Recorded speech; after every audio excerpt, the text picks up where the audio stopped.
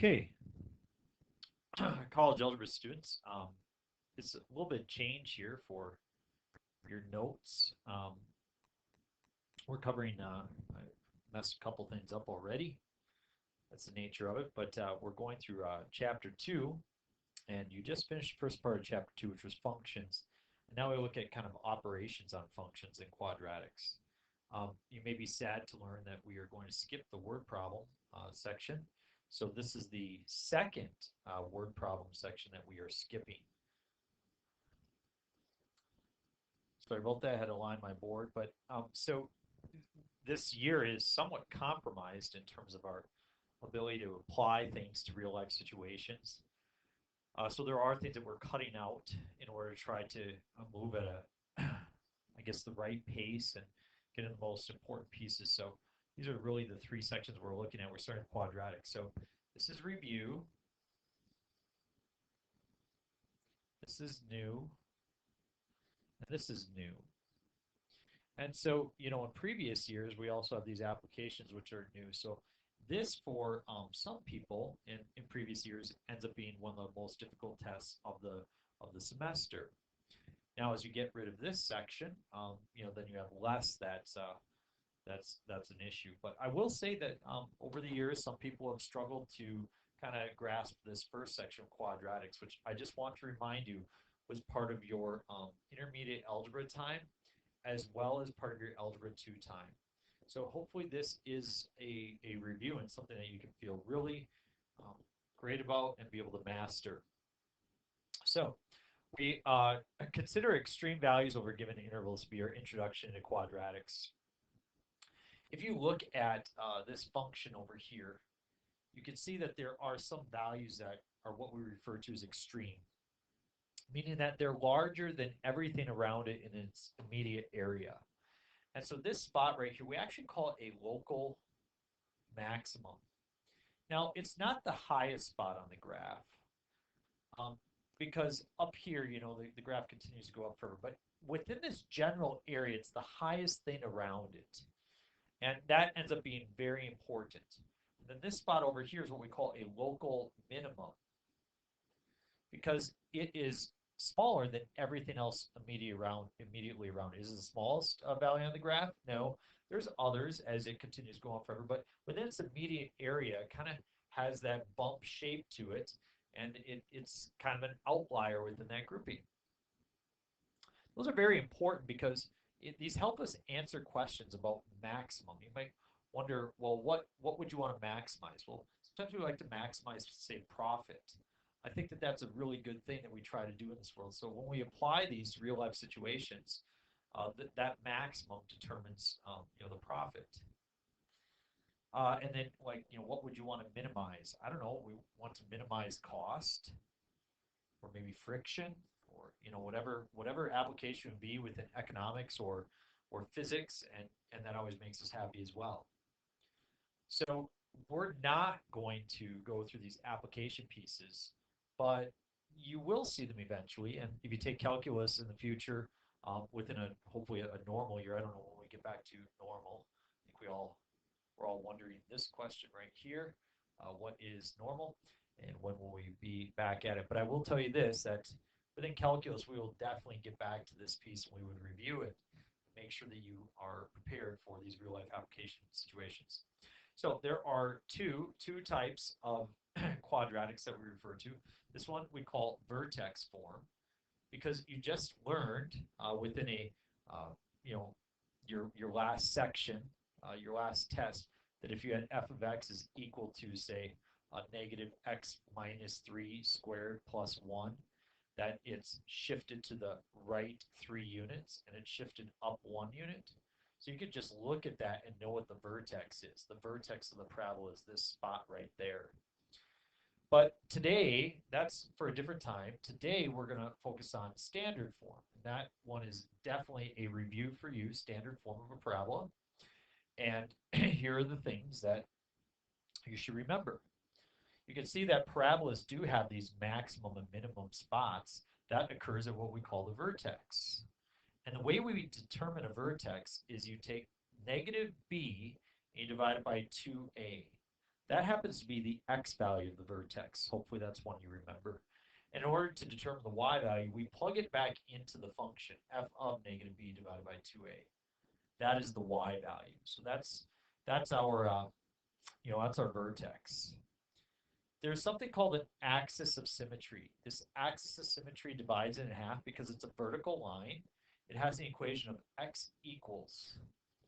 And x equals, it's always the x value of the vertex, so negative b divided by 2a.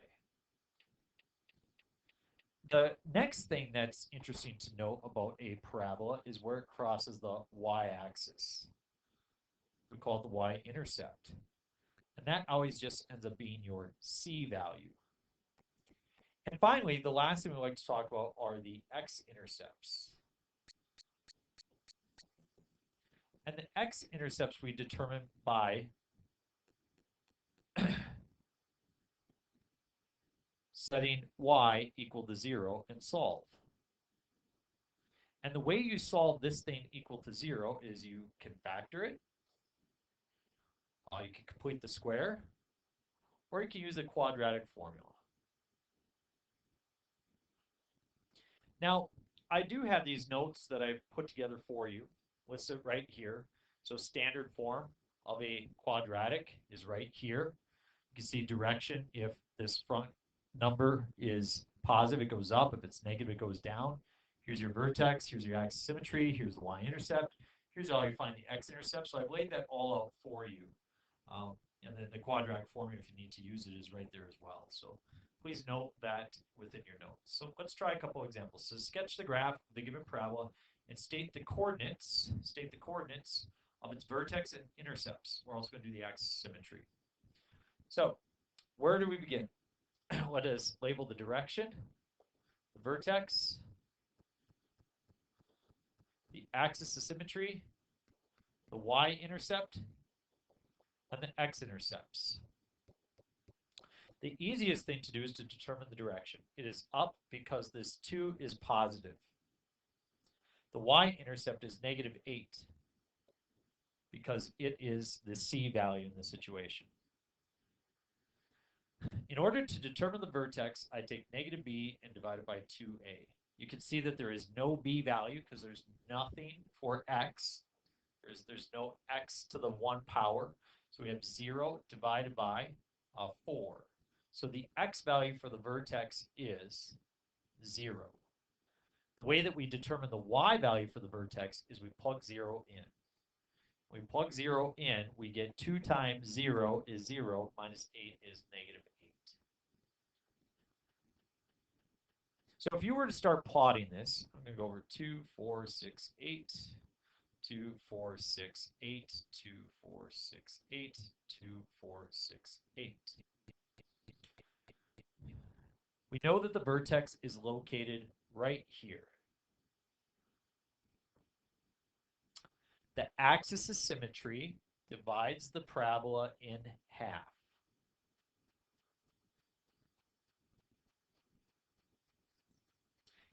It has the equation x equals, and it's always the x value of your vertex, 0. So the last thing that we want to do, we already have the y-intercept plotted. It's the same as the vertex. We would like to find the x-intercepts. Simply set y equal to 0, and then you can choose to factor, complete the square, or use the quadratic formula. Factoring is always the best option if it factors nicely. And this one does. X minus 2, x plus 2. So therefore, the x-intercepts are positive and negative 2.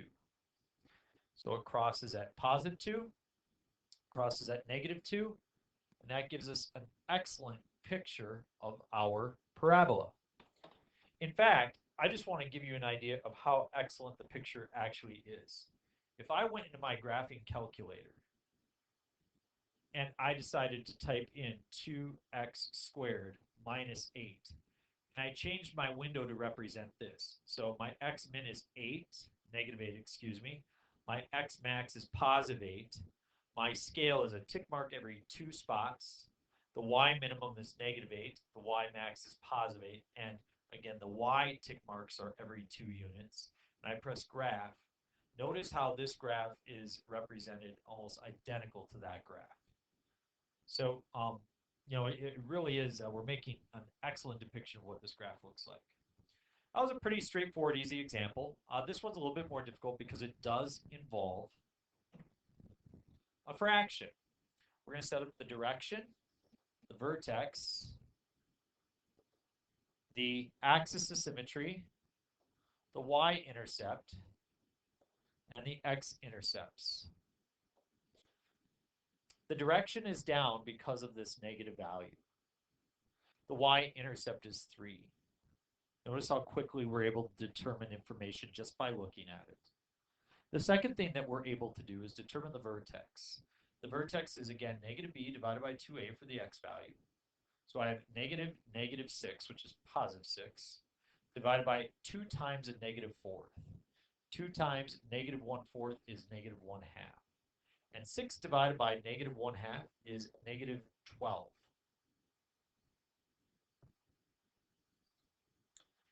Now, in order to get the y value, you plug negative 12 in.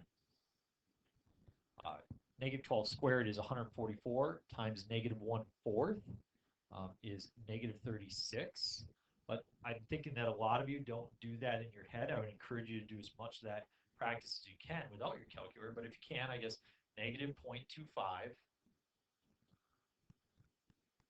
or you just write negative 1 divided by 4, parentheses, just take that negative 12, wherever you see an x, put parentheses, then squared, then minus 6, parentheses, negative 12, that means times negative 12, and then plus 3.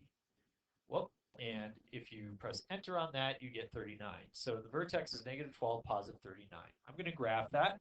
Looks like my maximum value is 39. So I can make it 10 by 10, 10, 20, 30, 40. So I'm going to call that 40. 10, 20, 30, 40. 10, 20, 30, 40. 10, 20, 30, 40.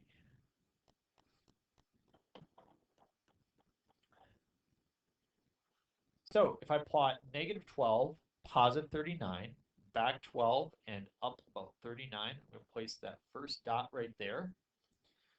The axis of symmetry divides it right in half. That's an equation of x equals negative 12. The y-intercept for that graph is positive 3. Once you know the y-intercept, you can reflect it right on over the axis of symmetry to get an approximate new spot. But I need to determine the x-intercepts. In order to do that, I set this equation equal to 0. Now, I don't know about you guys, but that doesn't look like a very fun factoring option. And I really don't like the negative 1/4. So I'm going to multiply through by negative 4 to change the equation. I get 0 is equal to positive x squared plus 24x minus 12. And I can see in that situation that that does not factor. If it doesn't factor, I have to use the quadratic formula. I know the quadratic formula may seem like a pain in the butt to you, but it's really not that bad. It's a nice gift that we've been given. Let us make good use of it. Negative b is negative 24 plus or minus the square root of 24 squared is 576 minus 4 times 1 times negative 12.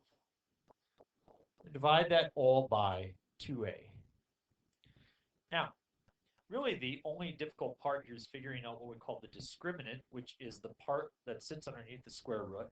576, that's going to be plus 48, because you have two subtractions, so I got 624. So negative 24 plus or minus the square root of 624 over 2. Now we should put that in simplest radical form.